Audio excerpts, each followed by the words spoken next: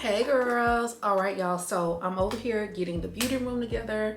I really wish that I had more space, and I really wish that the beauty room was kind of, I wish that this area was like closed in, but I'm looking like there's really no way to close this area in. But anyway, so we have to make do with what we have. Let me see, I'm gonna tell you what the problem is. The minute I get in the beauty room, I start playing in makeup. And then when I start playing in makeup, of course, I get distracted and it kind of takes me, you know, off of what I was supposed to be in here doing, which is cleaning up. But yeah, girl, so y'all, see what I tell you, look at me. Y'all, I can't help myself. I'm trying to learn how to use this concealer, because what I'm realizing about this concealer, and this is from Merit, what I'm realizing is that it's not really intended to go completely under your whole eye. It is really just intended to go into the corners, which is where, you know, you want most of the brightness to be concentrated. But anyway, girls, so y'all listen. I think my Capricorning is really kicking in. So I met these two girls and they seem really, really nice. And I think I've been introverted for so long and just, you know, just kind of doing my own thing till now, like it feels, you know, I'm trying to get out of my comfort zone because they've already invited me to some stuff and I'm just feeling really like shy and scared a little bit, you know what I'm saying, to kind of put myself out there or whatever, to make new friends. I don't know, I'm just like feeling nervous. And so they was like, oh, let's get in a group chat. And I'm not good with that type of stuff. And so they were asking me, like, they was like, well, do you go out or anything, like, and I was like, not really, you know. And I think, and y'all, my introverts, y'all can probably relate. I think like one of the disadvantages of like meeting new people is like having to, you know, explain to them, you know, that you're a homebody. I think the thing is, when people meet me and I say I'm introverted and I'm a homebody, they are like, they can't believe it because I'm so friendly and I'm outgoing. But I am naturally outgoing. It's just that I don't necessarily always enjoy going out and doing stuff. You know, that's the part of me that's introverted or whatever. And so I'm always really hesitant when I meet new people or whatever. Just this like fear that I have. And I think for me it takes a while for me to feel comfortable to like go out and do stuff with people or whatever. And so I think that's why I'm like hesitant or whatever. They invited me to something on Sunday and I was just, you know, explaining like, oh, you know, I have some stuff I need to do on Sunday or whatever. And so, you know, then the whole group chat thing, like, they were in the group chat yesterday and I wasn't as responsive or whatever because I was just feeling like, I don't know, it was overwhelming.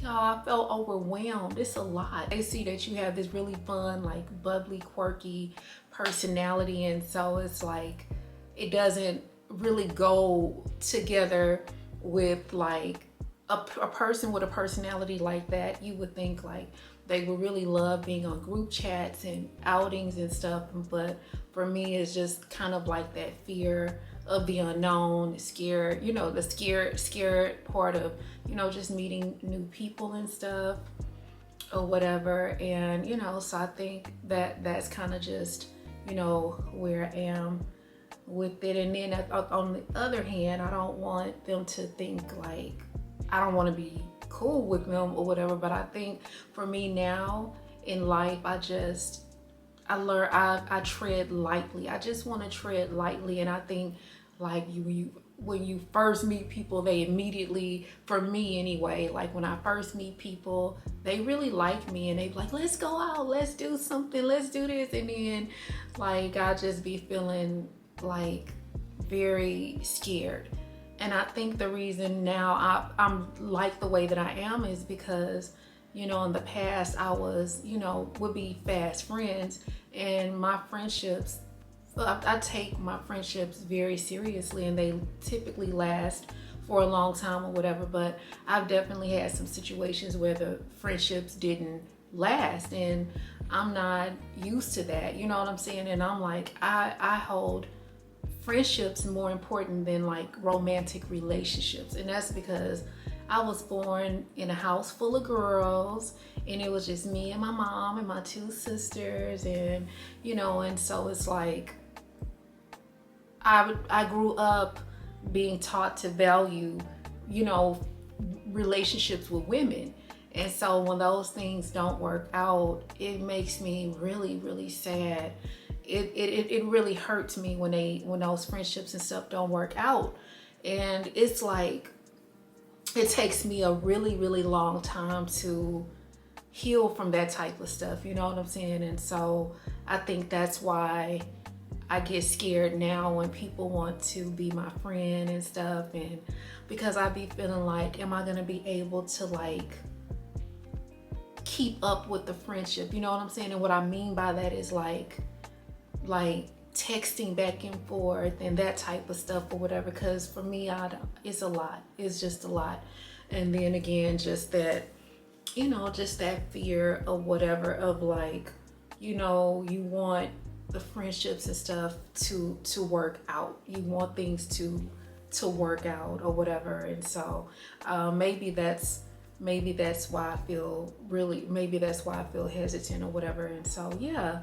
And then another thing is just like feeling like, I don't know, one thing that I've been hearing a lot from people lately, like just meeting people just out and about and getting invites, it's like people associate the way that you physically look, like your physical look, your body, your face, like when they see all of that, they just assume like, oh, you're pretty, like just because you're pretty or just because you have a very nice body or whatever, like that should be enough to make you want to be like social or make you not want to be introverted, when it's not really about that. It's not anything about my physical look or anything that makes me introverted. It's just I get overwhelmed with, you know, being out a lot, or I just get really, really overwhelmed, and I just don't always enjoy being around a lot of people and, you know, all of that crazy stuff. So yeah, girl, but that's just kind of where I am. I just wanted to talk about that, and I'm like, oh my God, look at me look at me opening up to the bombshells. And so yeah, girls, but y'all weigh in, like, do y'all still go through those periods of being kind of scared to embrace new friendships? Do you guys go through that, or is it just like an introvert thing? Is it a Capricorn thing? Y'all let me know what you think it is. And so anyway, I am going to tidy up this beauty room and get things together, and I need to figure out something for us to eat. But anyway, let me get this stuff together and I'll give you girls a call back.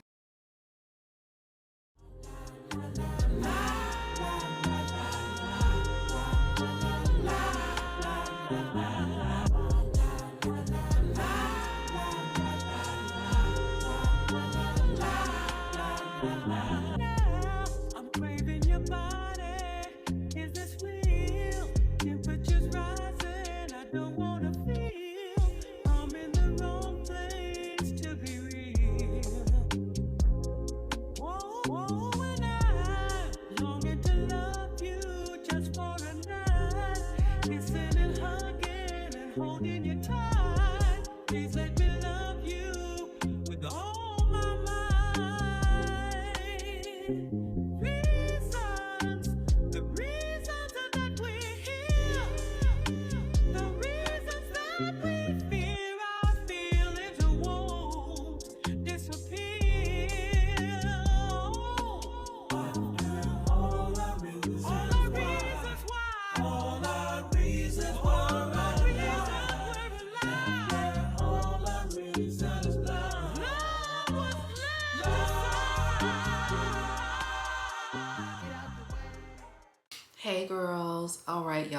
So I woke up a couple of hours ago, but I've been over here kind of just doing some work or whatever. So y'all, I made me a Dutch pancake. Y'all know those Dutch pancakes that I tell y'all about from Trader Joe's. So I made that. And then I made some cocoa. Y'all, this is so good. Girl, it had the nerves to freaking get cold outside. Well, I guess cold to what we consider cold in Houston. So I think it's like 60 something degrees or whatever. So anyway, I really didn't have any intentions on leaving the house today, but I need a new charger. My phone charger is tripping, so I need to do that. I was thinking about just ordering some, but I'm hoping I need them to get here like overnight. So yeah, so that's what's going on, and that's about it. But anyway, y'all, so I recently started sleeping in these like sports bras, girl, because I just feel like I feel like my boobs were starting to get, I don't know, too big, or I don't know how to explain it. Like I just felt like I needed to sleep with like some kind of some kind of compression or control on them or whatever.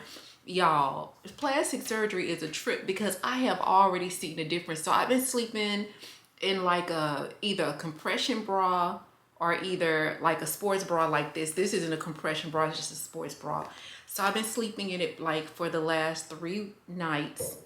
And when I tell you, I've already seen a difference in my boobs. And I don't know if because like when I got my boobs done, she did liposuction like under my rib cage or whatever, and like right up in here. But it's like I've already seen such a big difference. And it's just like, even like, if you guys know what a faja is, it's like I guess that's like the Spanish word for girdle.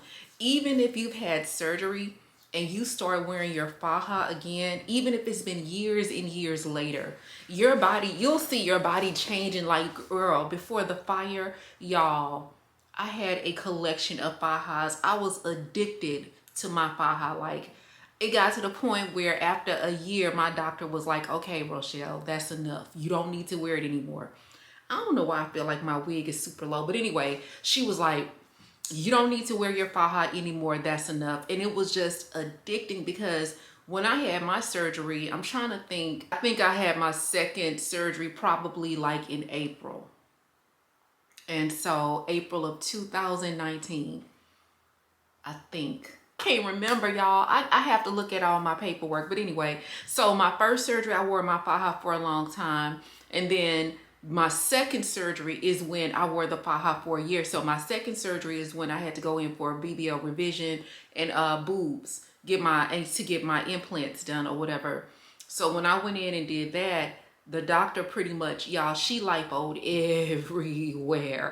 everywhere she could, even under my arms. I think I've told y'all this before. That's why under my arms look like a damn cave, because she lipoed everywhere. Under my arms, my entire back, my waistline, above my butt, my sides, under my boobs, on the sides of my boobs. I mean, when I tell you this lady did her thug fizzle for shizzle, my nizzle.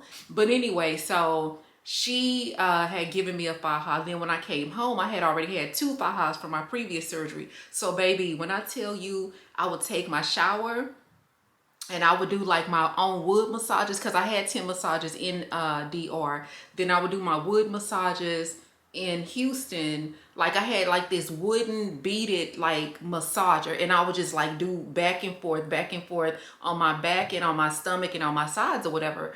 And then I would put my faja on. When I tell you, my body was literally shaped exactly like that faja, because I would not take it off. And then I had the one from Amazon. I'm gonna see if I can find it on Amazon, and if I can, I'll link it.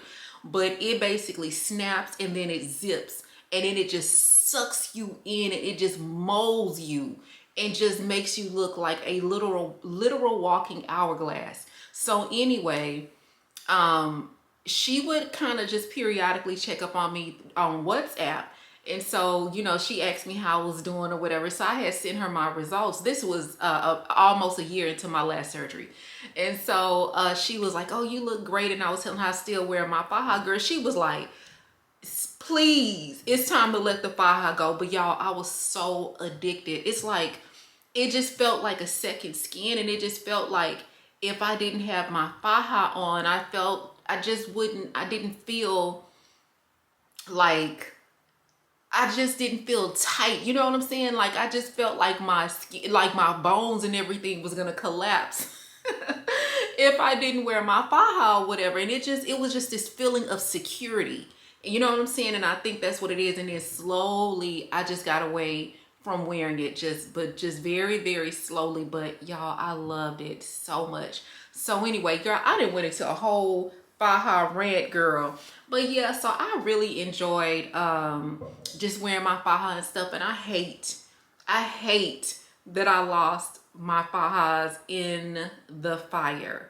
But anyway, so yeah. But y'all, lately, like, I have been thinking a lot about the fire and stuff. And I remember when everything first happened, this volunteer came out from Blue Cross and Red Cross. So he came out or whatever, and I was just talking to him, and he was just saying, like, he became a volunteer because he and his family had lost everything in the fire. And I was like, oh my God. And so I was asking him, I was like, how long ago was it? He was like 5 years. And I was like, well, how long did it take you to rebuild? And he was like, we're still rebuilding. And at the time I was like, oh my God. And I don't know, y'all, for the longest time, I just felt like, oh, you know, if you got a house or an apartment or a place to live right away, and if you furnish your apartment and or your home, and you know, you were able to replace goods like clothing and shoes, or just a little bit more than than your necessities, then to me, technically you rebuilt. But y'all, I'm finding that is not true. Like, it's been 2 years, almost 3 years for me, and y'all, I'm still rebuilding. You know, and I didn't realize that it does take a long time to really, really rebuild. You know, you're not going to just go out and acquire a bunch of stuff at once. You're going to slowly rebuild and try to get back. But it's so many things that I still think about that I could never, ever, ever replace. I think my biggest thing that I miss is like my perfume collection, and also things that people had given me, like coworkers and managers had given me when they would go on vacations and stuff or whatever. And like, just those really sentimental things that you'll never, ever, ever replace. And then, like, y'all know the black wedding dress, the infamous black wedding dress that me and my mom made together.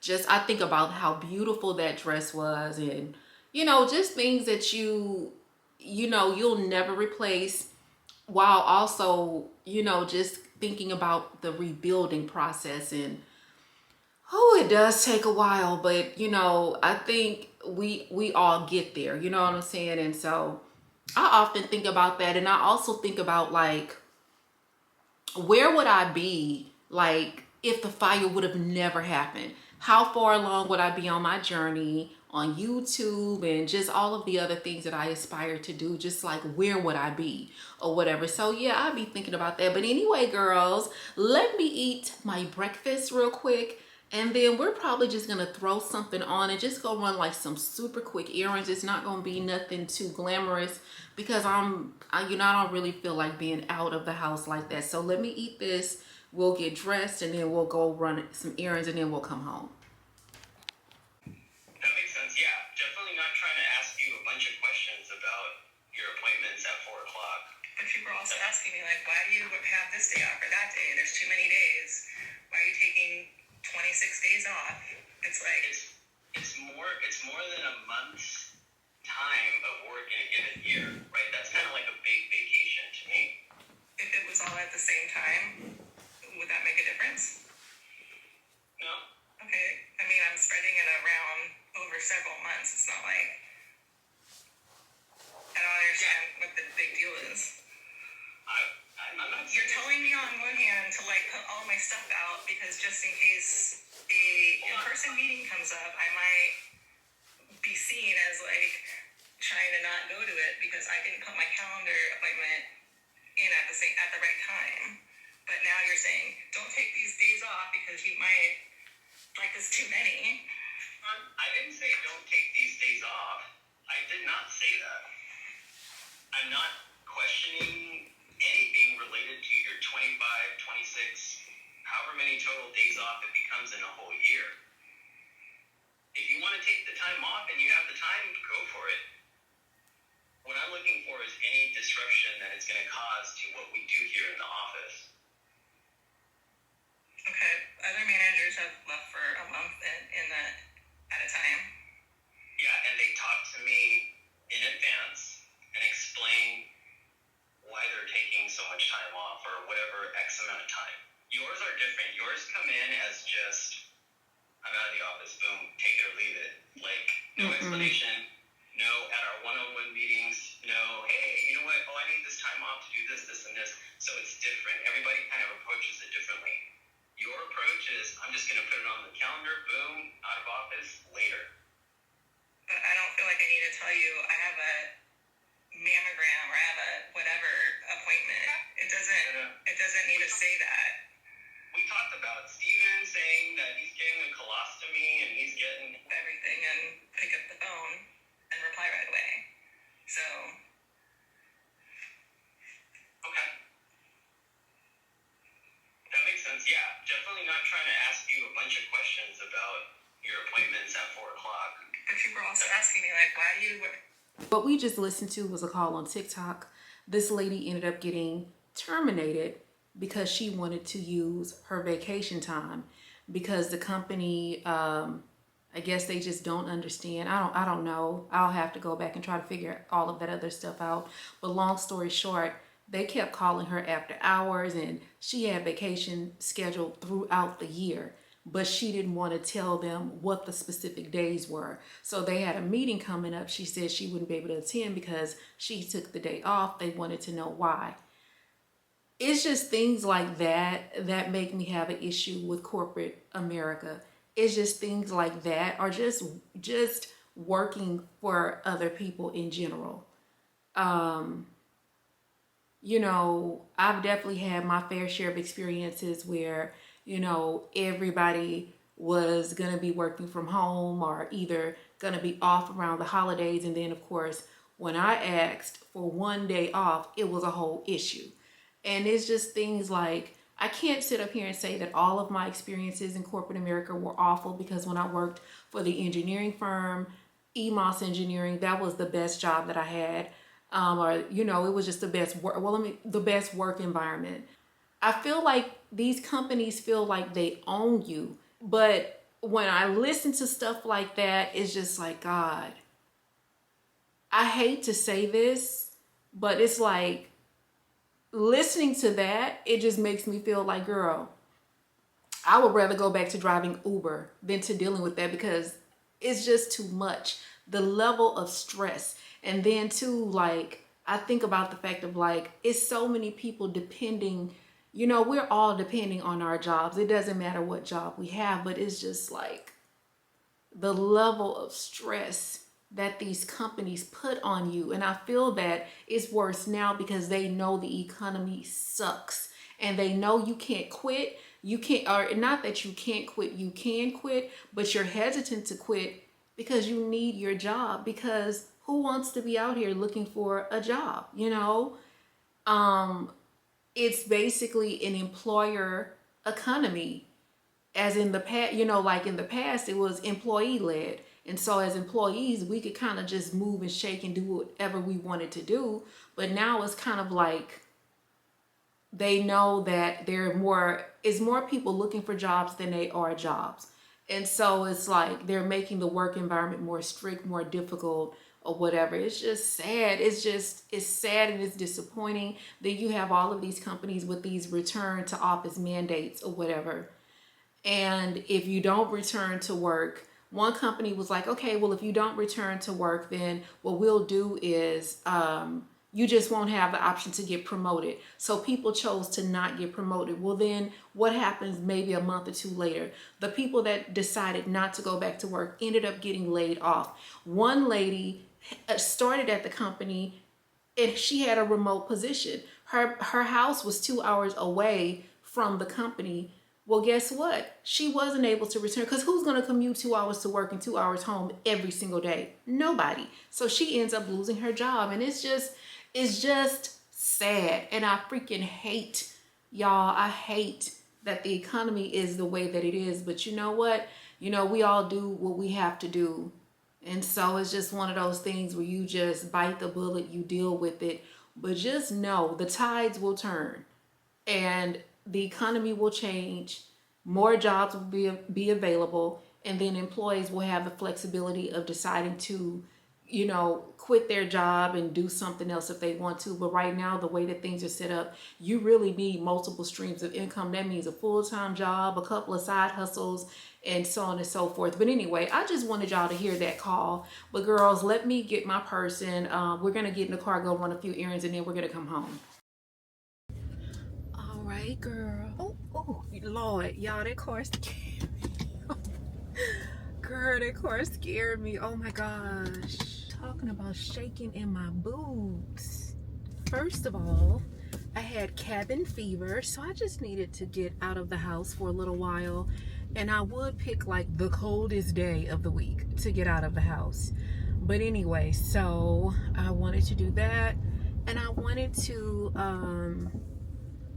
us to make some cookies or cupcakes or something, but or actually I was thinking about some like some, oh my god, y'all, these people, Jesus Christ, some chocolate, like those little the chocolate cake that I made the last time, the muffins. I wanted to make some of those, but then I was just like, maybe we can just make some chocolate chip cookies. So we're gonna do that. And then I've been wanting a sandwich from Jimmy John's. But y'all, one thing I was thinking about is like how you can grow up with siblings, and like when you and your siblings sit down and y'all start talking about, you know, when y'all grew up, how different their experience is from yours. You know, how you remember things so freaking differently than they do. And it's crazy because I was talking, oh girl, they driving crazy. Okay, I said I'm gonna start acting pretty when I drive, so today is gonna be like my first day. Oh my god, I want to go off so bad, but I'm not. I gotta have some self-control. But anyway, so I was talking to my sister, and it was just crazy how, like, she was saying when we grew up, she's an extrovert, because when we grew up, she just always remember like being at home a lot and, you know, stuff like that. And I was like, I don't remember things like that. I just remember when we were kids, it just felt like we were always going oh my god, y'all, this big Ram Dodge 1987 Buick. Okay, I'ma stop. Girl, let me get off of this street. Okay. But anyway, so she was just saying like she just remember always being home, and that's why she's an extrovert. And then I was thinking, I don't remember things like that. I don't remember always being home. I remember like we were always going somewhere. Always. If it wasn't to church, it was to the zoo. If it wasn't to the zoo, it was to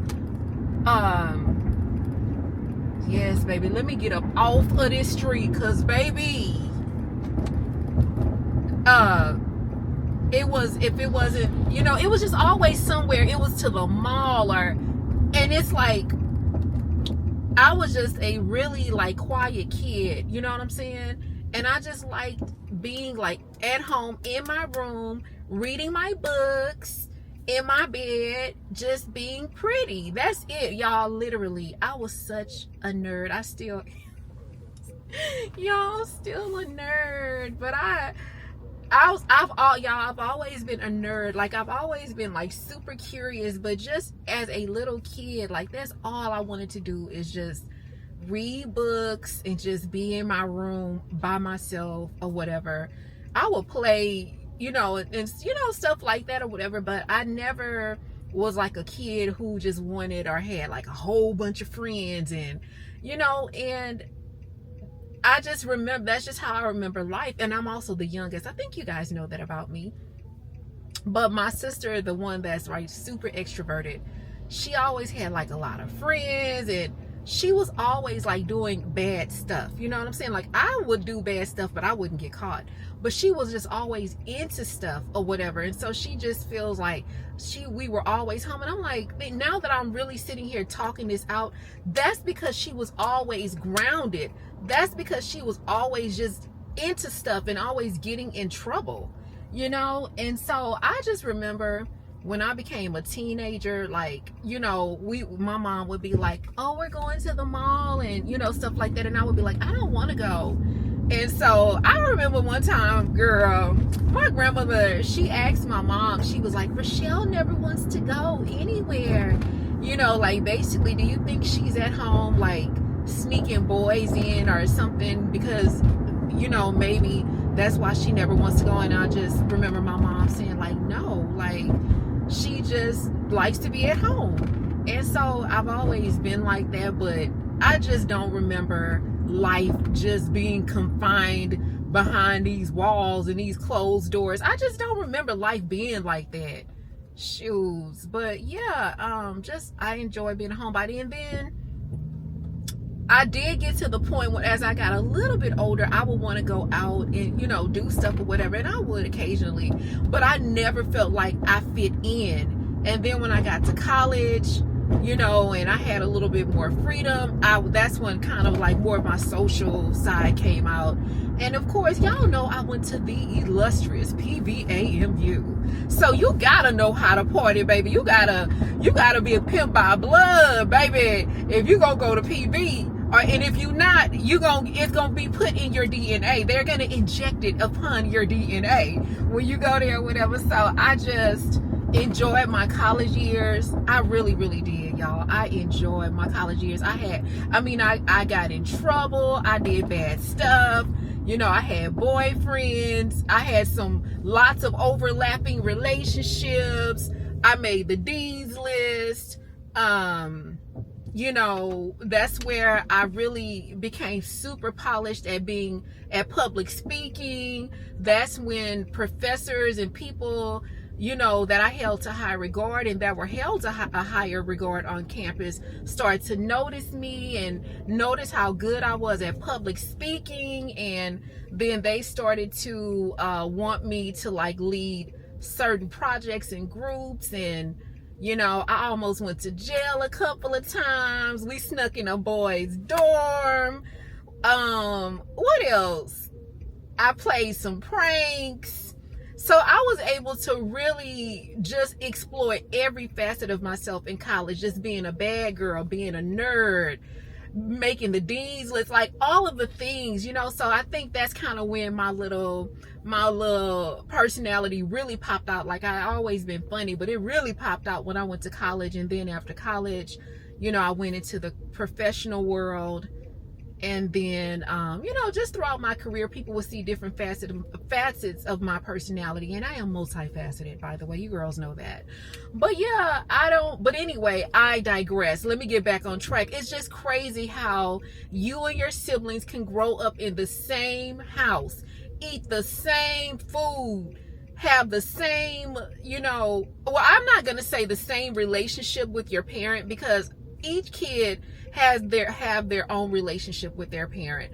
My relationship with my mom is completely different than it is from my other siblings. But anyway, y'all can do all of that stuff and have a completely different experience and come out completely different. Like, you know, I'm gonna say this and I'm gonna wrap this thing up, because I could just talk about like growing up forever. But anyway, like when I grew up, it's crazy because my mom, like each one of us, okay, so it's me and I have two older sisters, but we all have different parts of my mom's personality.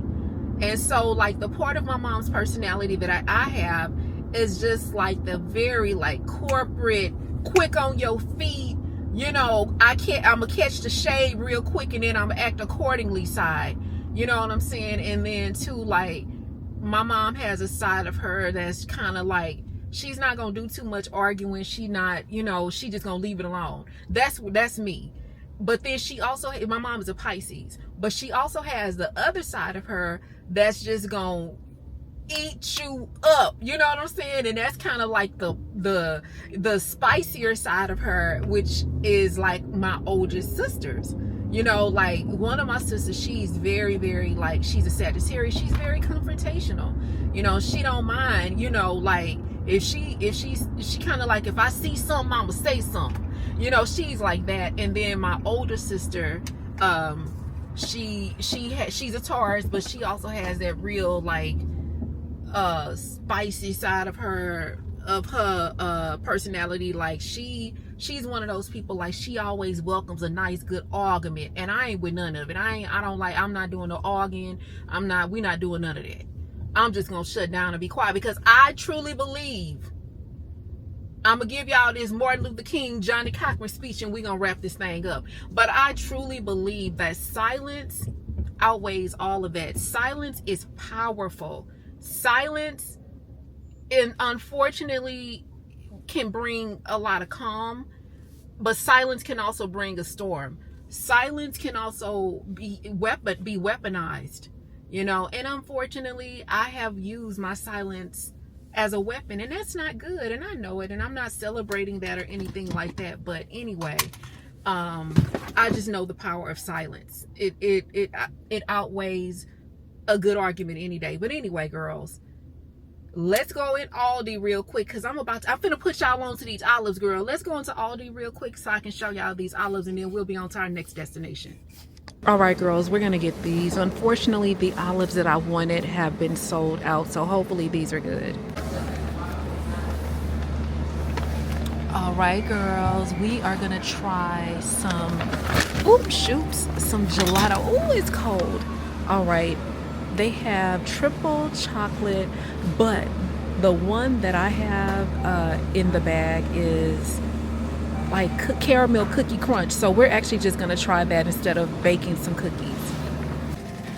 All right, girls, y'all need to try these corn ribs from Trader Joe's. These are so good.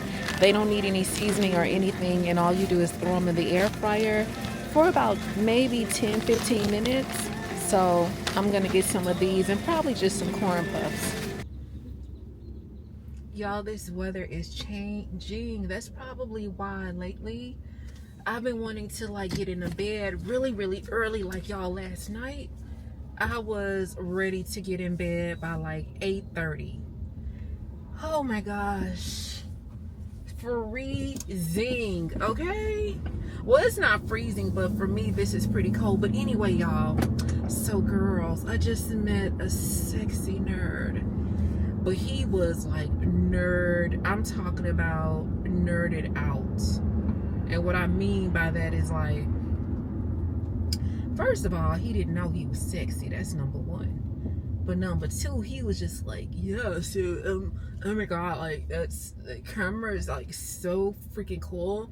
That's literally how he was talking, girl. But oh, he was handsome. He was a very, very attractive guy.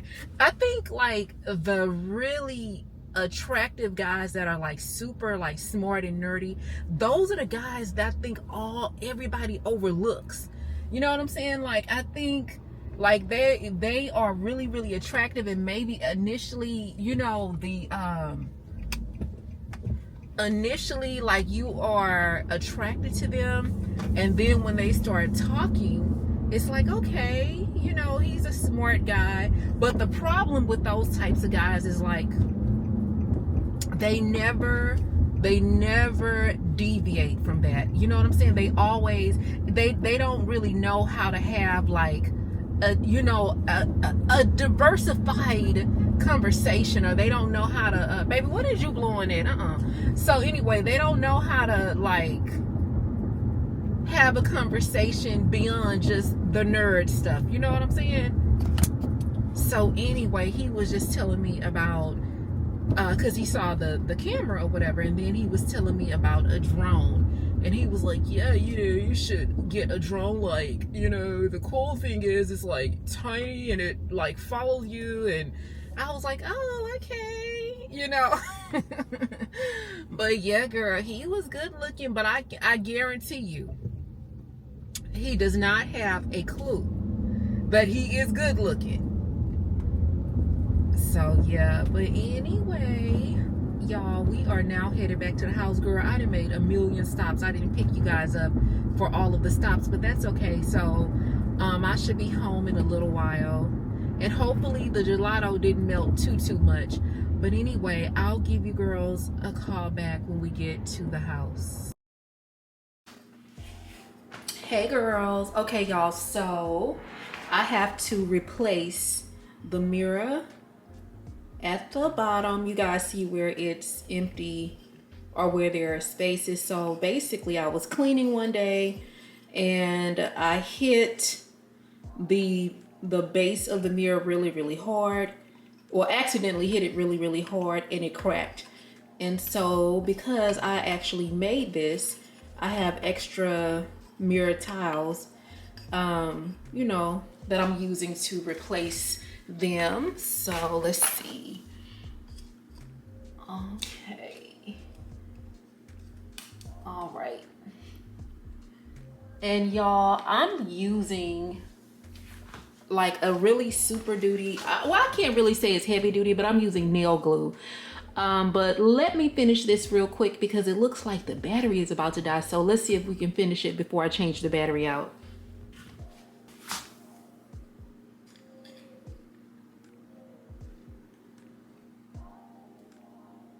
All right, it's not perfect, but it still looks better than what it did before it fell off. And so I have these two pieces right here that just need to be glued on to the end, but I'm gonna wait and just let everything dry before we add those.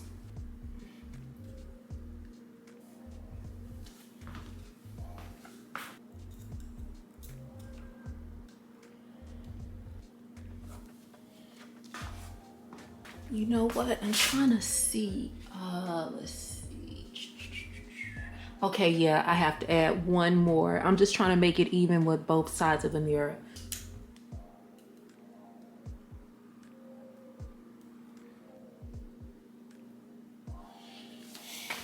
Okay, so that is the finished result. So I'm just gonna let it dry down and not touch it for a while. In fact, I'll probably just leave it alone until in the morning because we still need to go over it with some Windex and, you know, just clean it or whatever. So I just basically added everything back on by using some nail glue, because when I would use the hot glue gun, it just felt like nothing would completely stick. So this is going to be the more permanent solution.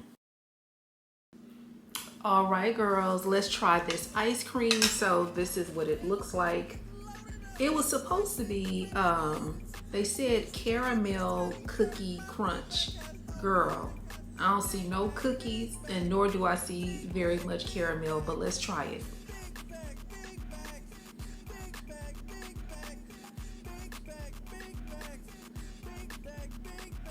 It's very sweet and creamy and light. Let me take one more bite.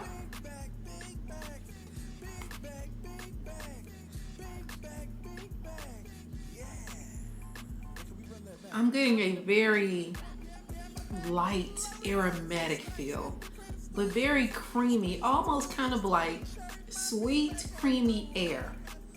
Let me take another bite.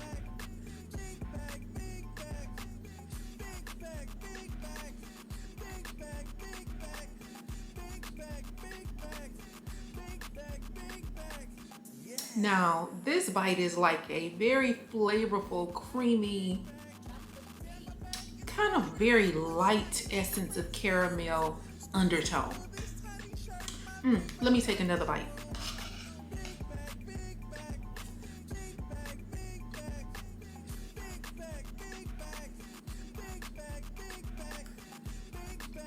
I couldn't exactly catch the flavor of that one. Let me take another bite.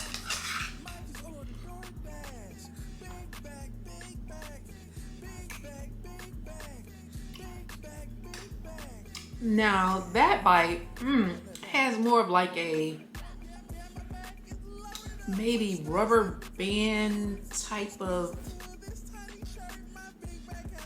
feel to it. I don't know. Like, y'all, this gelato is all over the place. I think it's because at some point I'm expecting some cookies to present themselves at some point, but they haven't. I say for the price, it's good, but I'll also say you get what you pay for. For an entire, like, it wasn't a gallon, but it was like a bigger container. This was only $3.25, so it's not gonna be top of the line. They have another one, and it's a little bit more pricey, but it's a lot better. I can't remember the name of it. If I can remember, I'll put it on the screen. But yeah, but this is good. It's really, really light. I think gelato is, hopefully I'm pronouncing it right, but gelato is lighter because is whipped with air instead of cream. But overall, it's pretty good. I was just hoping for a lot more. It just leaves a lot to be desired. Girl, is the camera shaking? Y'all, I literally just finished watching this. It's like, I guess a crime case where this couple had been trying to like get pregnant for years. They had went through all of these medical treatments and just all of this different stuff or whatever. And they could not, it's like they could not conceive no matter what. So anyway, the husband, I think his first name was Roy, but it was like something just didn't, I don't know, something just didn't sit right with him. So he started digging through his wife's paperwork and all of this kind of stuff, just like going through all of her stuff. Y'all, why did he find out that his wife was really a man who had gone through the entire process to transition into becoming a woman? Roy Hayward was a 52-year-old financial advisor living in Bethlehem, Pennsylvania. He was well respected in his field, known for his calm and collected personality. Roy's personal life was more complicated than it appeared. In 2009, Roy met Rachel, who at the time was working as a freelance graphic designer. The two met through mutual friends at a local art gallery event in Philadelphia. They married a year later in a modest ceremony at a small bed and breakfast in the Poconos. Things were far from perfect. Over the years, Roy grew increasingly frustrated by their inability to have children. The couple had tried for years, visiting fertility doctors and specialists. There seemed to be no clear reason why they couldn't conceive. They avoided talking about the issue, creating tension in their marriage that only worsened over time. Roy stumbled across documents in Rachel's home office that revealed the truth. Rachel was transgender. Originally Rick Glaskowitz, she had transitioned years before they met and had kept this part of her past a complete secret from Roy. Roy was devastated. He felt betrayed. But instead of confronting Rachel privately, Roy chose a different path. At a family gathering in mid-October, Roy publicly exposed Rachel's secret. In front of friends and family, he revealed that Rachel had been born male and accused her of lying to him for their entire marriage. That's when the husband told the entire family in front of everybody that he had been hiding. The wife was really, had been born a male and had transitioned over, and that's why they couldn't have kids. So anyway, it turned into like this big blowout. I guess everything just went crazy. Y'all, long story short, the wife ended up killing him or whatever after that dinner. Y'all, it is the craziest story. So I'm gonna try to see if there's an actual full crime documentary, and then I'm sorry, y'all. So anyway, another thing that I've been watching is this, I watched this documentary on Netflix and it's called Sweet Bobby. And I need to go back and watch the end because I ended up falling asleep last night. But y'all, it's basically about a lady who thought she was in a relationship with someone, never met this guy a day in, well, she said she met him one time or whatever, some kind of way, ended up getting tricked online, and all this crazy stuff happened or whatever. So y'all make sure y'all watch it. It's like, it's new on Netflix or whatever. So make sure y'all watch that. But I have been over here kind of editing a little bit of the vlog just so I wouldn't have as much work to do or whatever. So y'all, it's really cold outside. To me, it's cold. I still have a little bit of a cough, but not like a lot, but enough where I just want to stay in, you know, for the rest of the day or whatever, so I can just be 100% better tomorrow. So because I have a lot of stuff I need to take care of tomorrow. I've been over here doing paperwork. I had to sign a contract for a sponsorship, so the sponsorships are picking up, and I'm so grateful for that. That's always, y'all, sponsorships picking up is always a good thing. I know sometimes, you know, people get overwhelmed, and it can be overwhelming when you have a lot, but you know, you just got to manage, you know, just try to like do them as they come in, which is what I'm gonna try to do.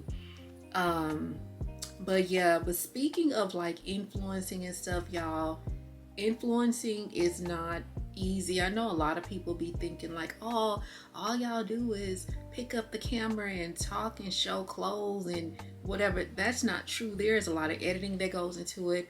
There's a lot of things behind the scene that go into it. You know, it's a lot of times where you are just working and working and working, and just sometimes even with editing, y'all, sometimes just those montages, a montage can take an hour, just depending on how you try to layer it or whatever, just depending on how you want it to look. That stuff is time consuming.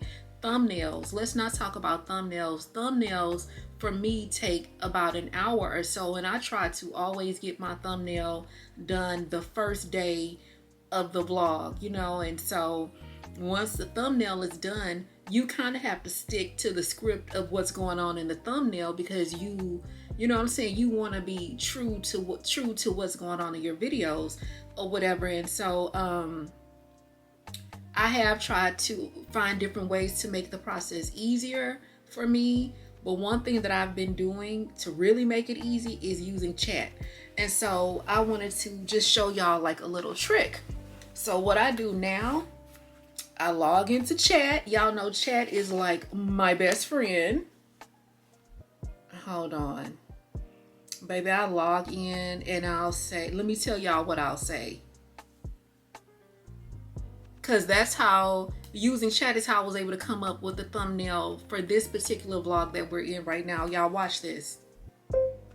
Create a thumbnail that reflects being at home, cozy, and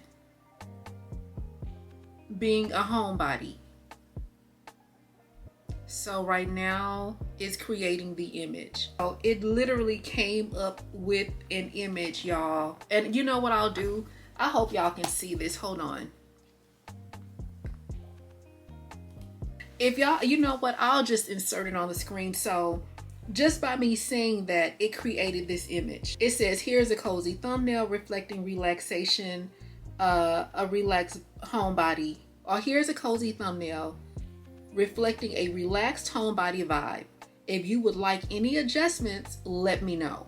So guys, that is literally how I did this. That's how this vlog was created. And the reason why I did it like that is because when I got ready to do this vlog, I knew I didn't feel well. I knew I had been coughing. The weather had just changed. And I knew I didn't really want to be out a lot. And so I had to figure out a way to put a thumbnail together that was still going to be eye-catching but still represent what's going on with me right now. And that's basically how I do it. So if there are any of you girls out there struggling with creating thumbnails, guys, please just go into chat and tell them what you want the thumbnail to look like, and it'll help you out. As far as pictures, I'm not great with taking pictures of like different things, and so I pay extra in Canva to have stock footage. So a lot of my pictures, the ones that are super crisp and sharp, that's stock footage. And I'm comfortable with using that because I know that those things are going on in my vlog. And then last but not least, guys, y'all can always use Pinterest to get pictures. So if you go on Pinterest and you just say, pictures of cozy home aesthetics, it's gonna pull that stuff up or whatever. And so as long as the image is similar to what you really got going on, that's all that counts.